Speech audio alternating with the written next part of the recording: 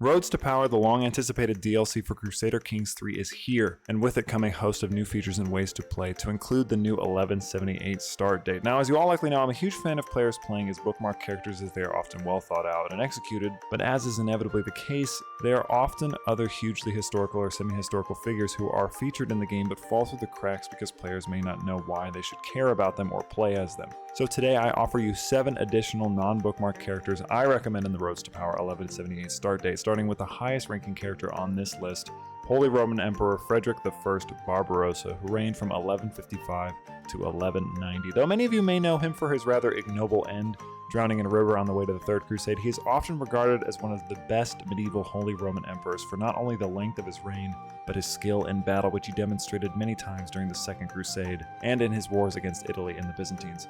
He's also noted for his command over politics, to include the reintroduction of the Corpus Juris Civilis to Europe, a set of laws introduced during the reign of Byzantine Emperor Justinian I.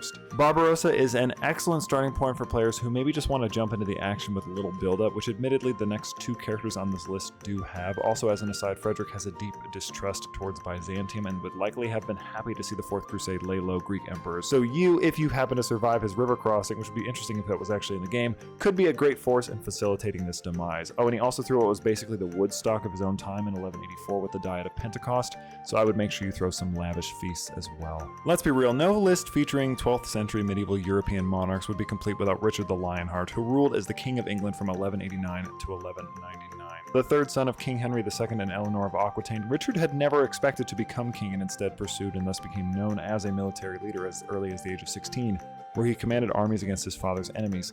He famously battled against Saladin's forces in the Third Crusade and won several great victories for Christendom, and though ultimately unable to retake Jerusalem, signed a peace treaty after his victory at the Battle of Jaffa in 1192, which secured the Kingdom of Jerusalem's survival after its near-complete destruction at the Battle of Hattin in 1187. Though Richard was a great warrior, he's not often thought of as a great king, and spent only about 6 months of his 10-year rule actually in England, as he was often away on campaigns either in the Crusades or defending against the machinations of Philip II of France and his brother John Lackland, who aided and was more or less, when he became king, controlled by Philip II, which resulted in the eventual destruction of the Angevin Empire. For you, the player, the task is simple. You must hold the empire together. Richard is not yet in line to be king, and his father still has nearly 11 years left of his rule historically to get through.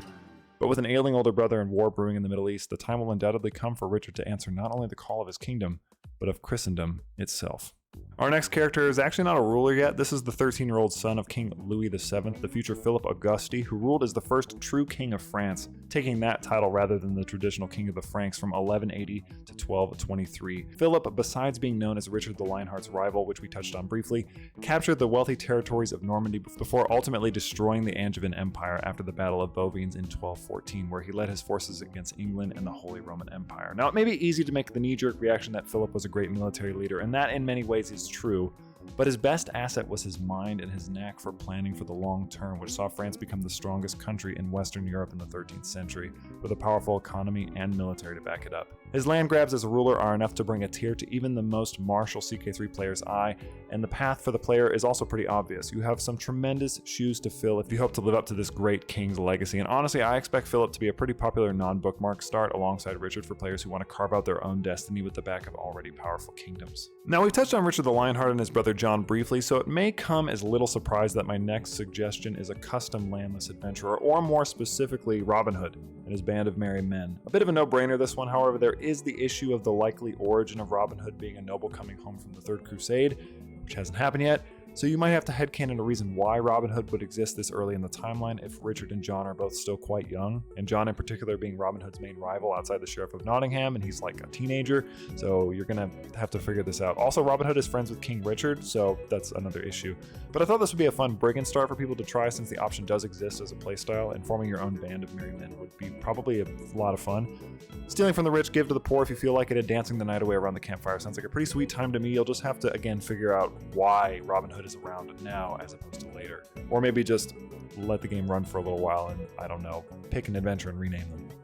One thing I always strive for in these videos is to showcase new things, which is probably obvious, but I mean more specifically new opportunities, and there are few characters who offer this than King Alfonso the Conqueror and the first King of Portugal, who expanded his lands from the small county down near the modern city of Lisbon to encompass an entire kingdom. Unfortunately for players who maybe want to spend a lot of time with him, he's quite old and historically has less than a decade to live. The reason I'm suggesting this start has less to do with him specifically and more to do with what you can do as his heirs as they attempt to carve out their own legacy amidst the struggle in Iberia. Now, it would only make sense that I would include another landless adventurer in this video, since it's obviously the most anticipated feature of the DLC. This is Todor Asen, better known as Theodore, who alongside his brothers rebelled against Byzantine Emperor Isaac II Angelos with the aid of the Cumans in 1185 after his refusal to grant them an estate in the Balkan Mountains, and founded the Second Bulgarian Empire, which was ruled by the Asen dynasty for nearly 100 years afterwards. Theodore, a Wallachian or Vlach with Bulgarian and Cuman ancestry, is also commonly known as Tsar Peter II or Theodore Peter, indicating his given and chosen imperial names. I truly believe that out of the many starts on this list that we've had preceding the release of Road to Power, this start perfectly embodies the spirit of Crusader Kings 3. The idea that you not only have the means to, given that you start off with almost 10,000 troops at the game start, but the historical incentive to rebel against one of the most powerful entities of the period and form your own empire is something I think is too delicious to pass up. I think being able to essentially go from nothing to an emperor and not have to feel weird about it, not feel like you're being exploitative, but because that's something that actually happened is really cool. And I highly encourage you to give this one a shot, as it has obviously that historical backing, that sort of precedence to try to satisfy. I really wish they would have done an achievement for this one actually, because I think that would have been really cool. The last ruler on this list is so big he literally doesn't even fit on the screen. This is the last member of House Jimenez to rule the Kingdom of Navarra. King Sancho VII, also known as the Strong, ruled Navarre from 1195 to 1234. Now you notice he is also not a ruler yet. His father is still a ruler. He's the heir in line to the throne. Now this guy, aside from being famous for his height, which as you can see he's enormous, he stood around 2¼ meters or 7 feet 3 inches tall and was a fearsome warrior. He was also a close friend with Richard the Lionheart, whom he met during the Third Crusade and who later became his brother-in-law. Sancho's rule is notable for his rivalry with Alfonso VIII of Castile, who he frequently warred with and whom in 1198 took a large portion of his land during a campaign Sancho was fighting in Africa. Sancho fought distinctly and with decisive leadership at the Battle of Las Navas de Tolosa, a significant blow against the Moors' declining power in Iberia, and besides being a great general, he is famous for his keeping of an impressive library, a hefty treasury, and working tirelessly to ensure the fair treatment of the Jewish communities in his realm, to the point his kingdom became like a haven for them. His death, however, marked a succession crisis as his only son died at 15 in an accident, paving the way for his nephew Theobald IV of Champagne to become the first of many French rulers in the region. So obviously your incentive here is to try to give him a few more heirs so that the House Jimenez can continue to rule the Kingdom of Navarre long into the future. Now I said I was only going to do 7, but I'm actually going to throw one on here that's sort of random, but I really think this is interesting. So if you come over here to Gwynedd in Wales, you'll find a very interesting character, and I didn't want to include him as an interesting start because he's technically a baby, but if you come over here to Iorwerth, you'll find this guy, Llewellyn the Great. He's one of only 2 Welsh kings to be called the Great, and if I'm not mistaken, he essentially dominated this entire region for like 40 years and through diplomacy and war, and he's like a hugely influential figure. I don't have a lot of information about him. I just remember that this guy is in this time period, and I wanted to throw him on here really fast, sort of as an extra. As you can see, he has a claim to the Principality of Gwynedd.